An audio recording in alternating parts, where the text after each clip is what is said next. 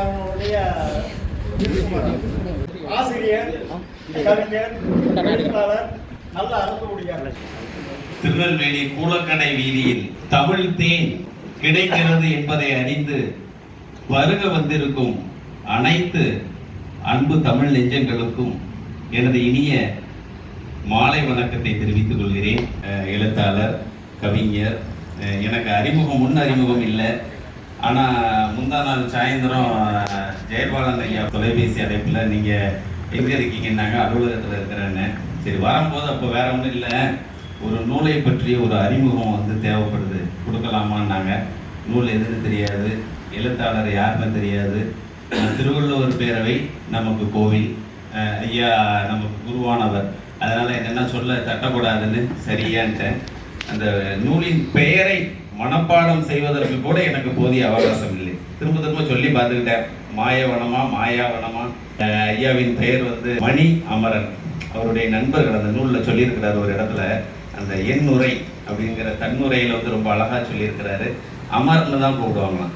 அந்த அவர் நண்பர்கள் வந்து அழைப்பது வந்து அமர்னு அழைக்கிறாங்க. அமர் ரொம்ப ஒரு அற்புதமான மனிதர். காதல் தோல்வி யாருக்குத்தான் இல்லை? தங்கலட்சுமிகளும் பாத்திமார்களும் எல்லார் மனசுலையும் இருப்பாங்க. நம்ம பல மேடைகள்ல கேள்விப்பட்டிருக்கோம். பாப்பா குடியார் ஐயா அவர்களின் வருகையை வந்து அந்த அளவுக்கு வந்து எல்லோரும் உற்று நோக்கக்கூடிய, கண் நோக்கக்கூடிய ஒரு வருகையாக உள்ளது. நானுமே ரொம்ப ஆசைப்பட்டேன், ஐயா என்ன வரலையே பாப்பா குடியார், அவங்க முன்னாடி நம்ம வந்து இந்த நூலை அறிமுகம் செய்வது வந்து எனக்கும் ஒரு பெருமையாகத்தான் இருக்கிறது. என்ன விஷயம் அப்படின்னா, அந்த குன்னத்தூர் பொத்தை நமக்கு தெரிஞ்சது வந்து அந்த ஒரு மணல் குன்று. அந்த மணல் குன்று தான் பொத்தை. நான் தினமும் பார்க்கக்கூடிய அந்த மணல் குன்று.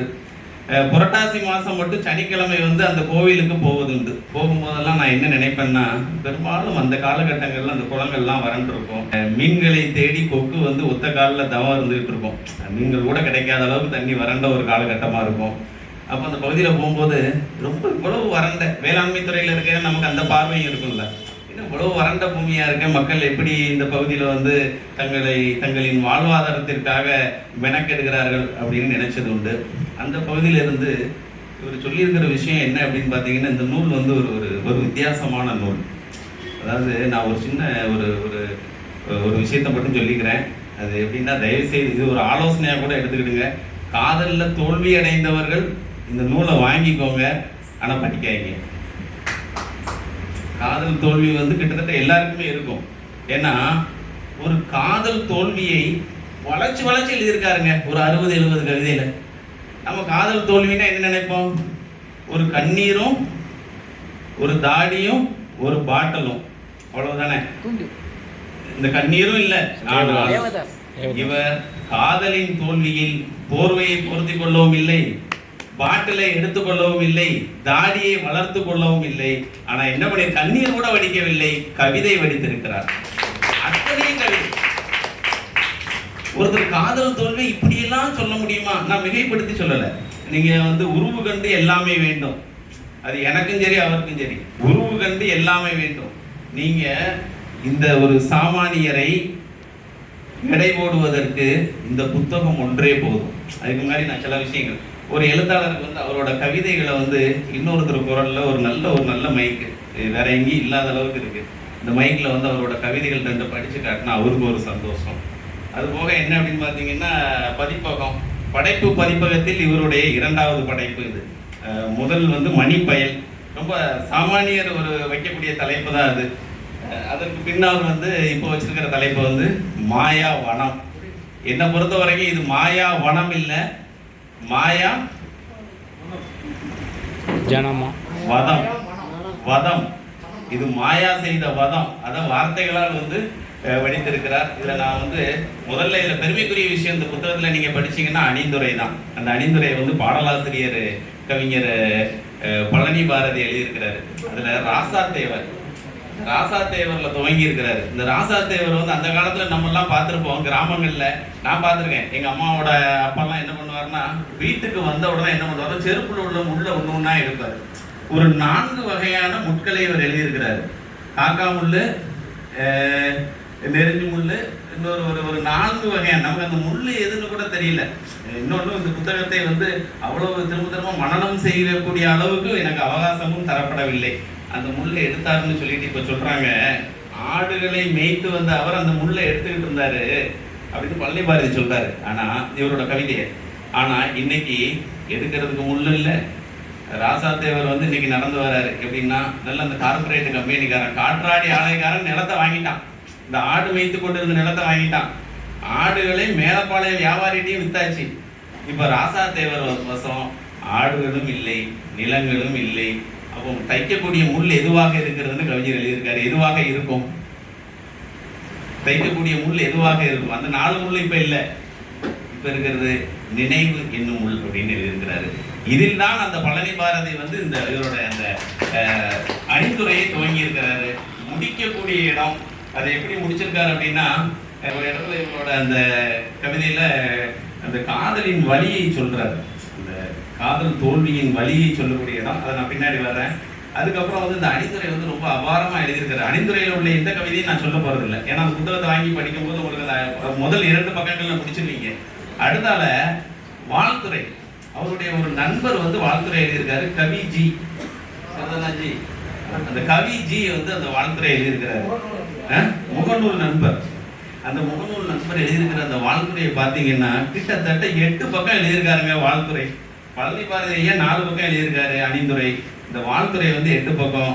நான் மனசார சொல்றேன், ஒரு நண்பர் எழுதிய கவிதையை, அதுவும் ஒரு முகநூலில் அறிமுகமான ஒரு நண்பர் எழுதிய கவிதையை ஒவ்வொரு வரிக்குள்ளும் புகுந்து அந்த காதலின் வலியை உணர்ந்து அதற்கப்புறம் அதில் உள்ள வார்த்தைகளை களமாடி கடை விதித்து காட்டி இருக்கிறார் அவருடைய நண்பர்.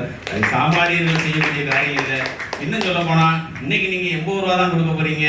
நீங்க கொடுக்குற 80 ரூபாய்க்கு அந்த வாழ்த்துறையும் அணிந்துரையுமே அதிகம். ஏன்னா அது 100 ரூபா தரும். அந்த வாழ்த்துறையும் அணிந்துரையும் நீங்க படிச்சு முடிச்சாலே நீங்கள் 100 ரூபாயை செலவு செய்த திருப்தியை அடைந்து விடுவீர்கள். அப்போ நமக்கு வந்து ஐயா எழுதியிருக்கிற அந்த ஏனைய கவிதைகள் ஒரு 55 கவிதைகள் சுமார் இருக்கும் ஏறத்தாழ. அது எல்லாமே நமக்கு வந்து இலவச இணைப்பு தான். நான் துளைத்ததும் கண்டெடுத்ததும் இந்த கவிதை தொகுப்பில் மாயாவைத்தான் அப்படின்றார். நான் இந்த உலகத்தில் என் வாழ்நாள் முழுவதிலும் நான் யாசிக்கக்கூடிய விஷயம் 2 தான். ஒன்று துளைத்த அந்த காதலை, இன்னொன்று நான் வடிக்கும் இந்த கவிதைகளையும் சொல்லியிருக்கிறாரு. சரி, இந்த மாயாவை பற்றி சொல்லுவதற்கு முன்னாடி பெண்ணியத்தை போற்றக்கூடிய ஒரு விஷயத்தை சொல்லியிருக்காரு. அதில் வந்து ஏற்கனவே இதுல வந்து கண்ணகியின் கோபம் வாங்கி வா அப்படின்னு பெண்களுக்கு வந்து, பெண்கள் எப்போதெல்லாம் துன்புறுத்தலுக்கு, சமூக துன்புறுத்தலுக்கு ஆளாகிறார்களோ அப்போதெல்லாம் கண்ணகியிடம் கோபத்தை வாங்கி வா அப்படின்னு ஒரு கோரிக்கையை வச்சிருக்காரு தன் கவிதையின் மூலமாக. அந்த கவிதையில வந்து எனக்கு ரொம்ப பிடிச்ச வரி என்னன்னு பார்த்தீங்கன்னா, அந்த கடைசிக்கு முந்தின அதை பற்றி. அந்த முழு கவிதையை வாசிக்க முடியாது, அதிக நேரம் எடுத்துக்கும். அதில் என்ன சொல்லியிருக்கிறாருன்னா, ஆணின் பாதி என்று அழகழகாய் வார்த்தை பேசும் இந்த சமூகம். ஆணின் பாதி என்று அழகழகாய் வார்த்தை பேசும், அவள் கொஞ்சம் உயர்ந்தாலோ அடிமை என்று தலையில் தரும். ஆணின் பாதின்னு சொல்லிடுறோம், ஆனா அவள் கொஞ்சம் உயர்ந்துட்டான்னா, வீட்டுக்காரரோட வீட்டம்மா சம்பளம் அதிகம் வாங்கிட்டா கூட அந்த சமூகம் வந்து என்ன பண்ணுவோம், அவர் கொஞ்சம் தலையில தட்டி வைக்கணும்னு நினைப்பாரு, குரலை கொஞ்சம் உயர்த்தி பேசுவார் வீட்டுல. இதெல்லாம் இதுல கொஞ்சம் விஷயங்கள் தான் இந்த மாதிரி. அதாவது சமூக சிந்தனை அது இது மீதி எல்லாமே முழுக்க ஒரு படத்துக்கு கூட, விஜயோட ஒரு படத்துல கூட விளம்பரம் எப்படி பண்ணிருப்பாங்கன்னா லவ் அண்ட் லவ் இருப்பாங்க. இந்த கவிதை தொகுப்பு முழுவதும் காதல் தோல்வியை வந்து இவரை போல சொல்ல இன்னொருவர் கிடைப்பாரான்னு தெரியல. அவர் அந்த அடிமைத்தனம்ங்கிற விஷயம் எல்லா இடங்கள்லயும் இருக்கு. அது அரசியல்லையும் சரி, கொஞ்சம் தன்னை விட உயர்ந்துட்டாலும் சரி, அல்லது நம்ம குடும்பத்திலே அண்ணன் தம்பியிலே கொஞ்சம் பொருளாதாரத்தில் ஒருத்தம் உயர்ந்துட்டாலும் சரி, கொஞ்சம் நம்ம என்ன பண்ணுவோம், அவரை கொஞ்சம் லைட்டாக தட்டி வைப்போம். நம்ம எழுத்துலகளையும் இருக்கும். இது எல்லா பக்கத்துலையும் இந்த ஒருத்தர் கொஞ்சம் உயர்ந்துட்டாருன்னா அவரை தலையில தட்டி வைக்கிற விஷயங்கள் இருக்கும். அதை அந்த வழியை அந்த எழுத்தாளர் உணர்ந்து சொல்லி இருக்கிறார். அப்புறம் வந்து பாத்தீங்கன்னா ஒரு கவிதையில சொல்றாரு, இந்த மாயா எத்தனை மெல்லியவள். இந்த மாயா வந்து ரொம்ப மெல்லியவள்னு சொல்றதுக்கு அவர் சொல்றாரு, அந்த பௌத்த சமண மக்கள்லாம் என்ன பண்ணுவாங்க அப்படின்னா, அந்த தாங்க இப்போ நடக்கக்கூடிய பாதையில் அந்த எறும்பு எதுவும் வந்துடக்கூடாது விசிறி வச்சு வீசிக்கிட்டே போவாங்க. அது மாதிரி கையில எறும்பு கடிச்சா கூட அதை உதர மனமின்றி அப்படியே விட்டு வைக்கக்கூடிய ஒரு தன்மை உள்ளவர். பக்கத்து வீட்டு குழந்தைகள் வந்தாலும் கூட தன்னை ஒரு தாயாக பாவிக்கக்கூடியவள்னு சொல்லிட்டு அவளுக்கு ஒரே ஒரு அறிவுரையை சொல்றாரு மாயாவுக்கு. மாயா, ஒரு நாளும் நீ அறிந்திடவே கூடாது. ஒவ்வொரு நாளும் என்னை துடிதுடிக்க செய்யும் உன் நினைவின் வக்கிரங்களை ஒரு நாளும் நீ அறிந்திடவே கூடாது. நீ ஏன்னா ரொம்ப மெல்லியவள், ஆனா உன்னோட நினைவுகள் என்னை வதைக்கி நான் வதைப்படுகிறேன் என்கின்ற அந்த விஷயத்தை கூட நீ ஒரு நாளும் அறிந்திடவே கூடாது. ஏன்னா நீ அவ்வளவு மெலிதானவள், மெல்லியவள் அப்படின்னு சொல்றாரு. அதுக்கப்புறம் பெரியம்மா, சில பேருக்கு பெரியம்மா வீட்டுக்கு போறதா ரொம்ப பிடிக்கும். எனக்கு பிடிக்கும். எங்க அப்பாவும் அப்படிதான் சொல்லுவாங்க. என்னன்னா சின்ன வயசுல நான் லீவ் விட்டா எங்க பெரியம்மா வீட்டுக்கு போவேன், நானும் பெரியம்மா வீட்டுக்கு போவேன். என்னை போலவே பெரியம்மாவின் மீது அதிக பற்று கொண்ட ஒரு நபராக எழுத்தாளர் இருக்கிறார். பெரியம்மாவிற்காகவே ஒரு கவிதை. இந்த காதல்ல தோல்வி, இந்த வடு, இந்த வருத்தம், இதுலயும் பாருங்க அந்த பெரியம்மா டாமினேட் பண்ணியிருக்காங்க. அப்ப அந்த பெரியம்மா எத்தனை அன்பு கொண்டவராக இருந்திருக்கிறார் என்பதை நாம் இங்க உணர முடியுது. அந்த பெரியம்மா இன்னொரு இடத்துல சொல்றாரு, ஓட்டோவியம் அப்படின்னு ஒரு கவிதை. இந்த மூணாவது இந்த ஓட்டோவியம்னா வேற ஒன்றும் இல்லை, முட்டையோட சொல்றாரு. இந்த பெரியம்மா என்ன பண்ணாங்களாம், வீடு வீடா அலைஞ்சாங்களாம். முட்டையோட வெள்ளக்கரு கிடைச்சதுன்னா என் பிள்ளைய காலில் தேய்ச்சி இந்த பிள்ளையை சரி பண்ணிடலாமே, தன்னோட தங்கை மகன் காலை சரி பண்ணிடலாமேன்னு முட்டை வெள்ளக்கருக்காக வீடு வீடா ஏறி இறங்கினாங்கிறத சொல்லும் போது, அவங்க ஏறி இறங்கி அந்த கால்கள் நடந்ததில்ல, அந்த கால்கள்ல எனக்கு தெரிஞ்சது அன்பை தவிர வேறொன்றும் இல்லை அப்படின்னு சொல்லியிருக்கிறாரு. இது போக இன்னொரு வருத்தம் கவிஞருக்கு ஒரு கவிதை ரொம்ப சிம்பிளா ஒரு 4 வரியில சொல்லிட்டாரு. இந்த வீட்டுல அம்மாவை அம்மாவுக்கு ஒரு பேர் இருக்கு, எங்க அம்மாவுக்கும் ஒரு பேர் இருக்கு, ஆனா எங்க அப்பா ஒரு நாள் அந்த பேரை சொல்லி அழைச்சதுன்னு. ஏன்னா எத்தனை வீடுகளில் மனைவி கணவன் பெயரை சொல்லி அழைக்கிறார்கள் நீங்க யோசிச்சு பாருங்க. கணவனை கூட பெயரை சொல்லி அழைக்கிற மனைவிகள் இருக்கலாம், ஆனால் மனைவி அவள் பெயரை சொல்லி அழைக்கக்கூடிய கணவர்களுக்கு தான் இங்கே பஞ்சம். என்ன சொல்லுவாங்க, அதிகபட்சமே இந்தா. அதுலயும் அந்த பண்ணையார் கொண்டாட்டினா பாவம், அந்த காலத்துல அவர் முன்னாடி நடந்து போவாரு, ஒரு 10 மீட்டர் தாண்டி தான் அந்த அம்மா நடந்து வரணும். அந்த மாதிரி நிலைமைகள்லாம் இருந்தது. எழுத்தாளருக்கும் அத்தகைய ஒரு வருத்தம் இருந்திருக்கிறது என்பதை கவனிக்க தோன்றுகிறது. பார் அப்படின்னு ஒரு கவிதை எழுதியிருக்காரு. நானும் கொஞ்சம் அதை வாசிச்சு பார்க்கிறேன். இந்த கவிஞரோட எழுத்தாளுமையை, சொல் வன்மையை நம்ம உணர்றதுக்கு இது ஒரு கவிதை. உன்னை போலத்தானே அவரும் கவிஞர் 500 வரிகளில் எழுதுகிறார். யார் சொல்றார்? மாயா நம்ம எழுத்தாளர்கிட்ட சொல்றாங்க. உன்னை போலத்தானே அவரும் கவிஞர் 500 வரிகளில் எழுதுகிறார், நீயும் இருக்கிறாயே 5 வரிகளில் எழுதி கொண்டு சலித்துக் கொள்கிறாய் நீ. மாயா உன்னிடம் ஒன்று கேட்கவா, மாயா உன்னிடம் ஒன்று கேட்கவா, உலக கவிஞர்கள் எல்லோராலும் வரி வரியாக எழுதப்பட்டதால் தான் நிலவு அழகா இருக்கிறதா? ஒவ்வொரு கவிஞனும் நிலவை போற்றி எழுதுனால்தான் நிலவு அழகா இருக்குதாங்கிறத கேட்காரு. கேட்டுட்டு நிலவை நிலவென்று மட்டும் எழுதி, நிலவை நிலவென்று மட்டும் எழுதி அதன் பரிபூரண அழகை பார்த்து கொண்டிருக்கும் ஆதி மனிதன்தான் நான் மாயா. அதற்கு ஓமை தேடி அலையும் கவிஞன் இல்லைதான். சரி, எல்லாம் விடு. இதோ நான் பேச பேச இதழ் பூட்டியபடி என்கிறாயே நீ. இந்த ஓரெழுத்தின் அழகியலை நீல நீல கவிதைகளில் சொல்லிவிடவா முடியும் என்னால்? இன்னும் நீ நான் நீல கவிதைகள் எழுத ஆசைப்பட்டால் ஸ்ரீராம ஜெயம் போல் உனது பெயரைத்தான் திரும்ப திரும்ப எழுதி கொண்டிருப்பேன் என் தீரா பக்கங்களில். என்ன அழகா எழுதியிருக்காரு பாருங்க. அதாவது நீ மூணுன்னு சொல்றியே, அதை விடவா ஒரு சிறந்த கவிதை எனக்கு இருக்க முடியும்? நீ அதுக்கு மேலே பக்கம் பக்கமா கவிதை எழுதணும்னா உன் பெயரை மட்டுமே நான் எழுதி கொண்டு போவேன் இருக்காரு. நிறைய இடங்கள் இந்த மலையை ரசிக்காத கவிஞர்களே இல்லை. மலையை ரசிக்காத கவிஞர்கள் யாராவது இருப்பாங்களா? இன்னொன்னு சொல்லியிருக்கிறாரு சில இடங்கள்ல, அந்த மலையை ரசிப்பதையும் தாண்டி அந்த ஈரம், மலையின் ஈரம், அதுதான் நம்ம பாமணி ஐயா சொன்னாங்க. ஒரு துண்டு மேகம் நடு வீட்டுக்குள்ள விழுந்து கிடக்குது, மரவட்டை அப்படியே தண்ணி இழுத்துட்டு வந்திருக்கு, மலையில நனைஞ்சு உள்ள வருது வீட்டுக்குள்ள. அது உள்ள சுருண்டு கிடக்கும் போது அந்த நீர் துளி எப்படி தெரியுது? அந்த மரவட்டையின் உருவத்தோடு சேர்ந்து ஒரு துண்டு மேகம் வீட்டிற்குள் விழுந்து கிடப்பது. இதை என் நண்பர்கிட்ட நேற்று நான் சொன்னேன். என் நண்பர் இந்த கவிதையை சொல்லும் போது அவர் சொன்னாரு, இந்த மலையை தாண்டி இன்னொன்னு இருக்கு. இந்த மலையின் ஈரம் அங்கு மட்டும் இல்ல, மனிதனின் உயிர் துளிகளிலும் இருக்கிறாரு.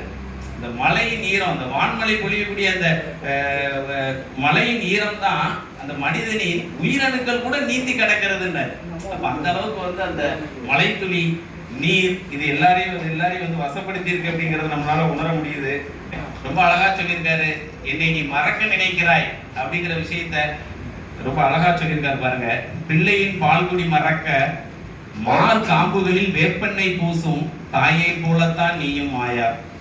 பிள்ளை பால்குடி மறக்க மார் காம்புகளில் வேப்பெண்ணெய் பூசும் தாயை போலத்தான் நீயும் மாயா. பால்குடி மறக்கலாம், தாயை கைதட்டுங்க, ஒன்றும் சந்தோஷப்படுறாரு. அப்புறம் இன்னொரு எச்சரிக்கை, இந்த 45வது பக்கத்துல வந்து ஒரு கவிதை எழுதியிருக்காரு. அதை யாரும் படிக்காதீங்க, நான் அதையும் சொல்லிட்டேன். 45வது பக்கத்தில் ஒரு கவிதை. அந்த கவிதை வந்து ரொம்ப நளினமா எழுதியிருக்காரு. நடுதிசையில் படிக்க வேண்டிய ஒரு கவிதை. தயவு செய்து 44க்கு பின்னால் நீங்கள் 46வது பக்கத்தில் உள்ள கவிதைக்கு போயிருங்க. 45வது பக்கத்தில் உள்ள கவிதையை அல்லது தனியாக பூட்டிய அறையில் உட்கார்ந்து படிக்கிறோம். பிப்ரவரி 14க்கு வந்து ஒரு கவிதை, அதையும் நான் சொல்லிடுறேன். கவிதையாக நான் வாசிக்கல, அந்த கவிதையின் சாரத்தை சொல்லிடுறேன். அந்த பிப்ரவரி 14 கவிதையில என்ன சொல்லியிருக்காருன்னா, இந்த பிப்ரவரி 14ல நான் என் துயரை கண்ணீரால் காட்டுகிறேன். என் துயர், நீ இல்லாத அந்த துயரை இந்த நாளில் நான் என் கண்ணீராய் காட்டுகிறேன். கேட்பவரிடமெல்லாம் என்ன சொல்றாருன்னா, கண்ணில் தூசி வருதுங்கிறாராம். சொல்லிட்டு மாயாவுக்கு ஒரு அட்வைஸ் பண்றாரு. மாயா, உன்னிடமும் உன் கணவனும் உன் பிள்ளைகளும் கேட்பார்கள், ஏன் கண் கலங்கி இருக்குன்னு, ஏன் இந்த கண்ணு கலங்கி இருக்கு கேட்பாங்க. அப்ப நீயும் என்ன சொல்லணும், விழாத அந்த தூசியை தான் பழி சொல்ல வேண்டும். உன் கண்ணிலே விழாத அந்த தூசி இருக்குல்ல, அதை தான் நீ பழி சுமத்த வேண்டும் அப்படின்னு சொல்லியிருக்காரு. படிங்க, நான் சொல்றதை விட நீங்க படிக்கும் போது 2-3 தடவை படிக்கும் போது புரியக்கூடிய மாதிரி சில கவிதைகள்லாம் இருக்கு. அருள் வந்து ஆடுவது போல் அவள் மீதான காதல் வந்து நான் ஆடுகிறேன்னு சொல்லியிருக்காரு. இந்த மாயா வனம் அப்படிங்கிறது நான் திரும்பவும் சொல்கிறேன், இது வந்து மாயா அவரிடம் செய்த வதம். இதை படித்து பாருங்கள். இந்த கவிதை புத்தகம் என்பது இன்று 80 ரூபாய்க்கும் நாளை 100 ரூபாய்க்கும் விற்கப்பட்டாலும் இது 1000 ரூபாய் மதிப்பிற்கும் உயர்வானது என்பதை நான் இந்த எழுத்துக்களின் வலிமையை சொல்லி, இதில் உள்ள காதல் லயத்தை சொல்லி, காதல் தோல்வியையும் இத்தனை கவிதைகளாக அது ரிப்பிட்டேஷன் இல்லாம ஒரே விஷயத்தை அந்த காதல் தோல்வியில சொல்லாம விதவிதமா நம்ம சொல்ற டிசைனா சொல்லியிருக்காரு. அது நீங்க வந்து படிக்கும் போது அதை உணர்வீர்கள். எனக்கு இந்த வாய்ப்பை வழங்கிய ஐயா ஜெயபாலன் அவர்களுக்கும், எழுத்தாளரின் 2வது புத்தகம், இன்னும் பல புத்தகங்கள் வேறு வேறு தளங்களில் உதயமாகி அவருடைய எண்ணங்கள்ல இருந்து வரணும்னு வாழ்த்துக்களையும் சொல்லி அனைவருக்கும் நன்றி கூறி விடைபெறுகிறேன். நன்றி.